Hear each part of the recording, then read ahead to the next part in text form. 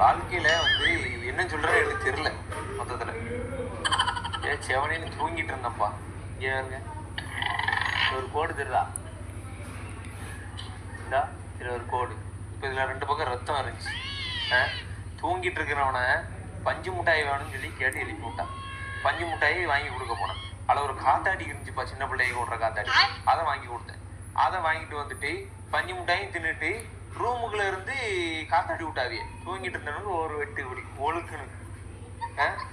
இப்போ அந்த காத்தாடி இப்போ வந்து அதில் விட்டாவியெல்லாம் இதுல இருந்து விளாண்டுட்டு அதில் வந்து மேலே மாட்டிக்கிட்டான் அந்த இதில். இப்போ அதில் கம்ப வச்சு எடுத்துட்டு இருக்காவிய.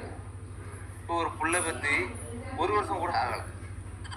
நிலைமையை பற்றியில என் நிலைமைய அவனை பார்க்கணுமா? காத்தாடி விட்டு விளாடுற வயசுல இதான் ஸ்கூல் படிக்காதவங்களும் கெட்டாதுன்னு சொல்றாங்க. அப்படிங்க மடிக்கு தோணும். இந்த வரேன், நான் பச்சை மட்டை எடுத்து உரிக்கணும். உனக்கு இழுக்கிற இழுப்புல இன்னைக்கு இருக்கு. என்னத்தை சொல்றீங்க? என்ன ஒரு புள்ள பத்த மாதிரியே நடக்கிறாவா? இவளுக்கு தாலி கட்டினது பிறகு விதண்டி குத்துகளுக்கு தாலி கட்டி குடும்பம் நடத்திடலாம் உங்களுக்கு.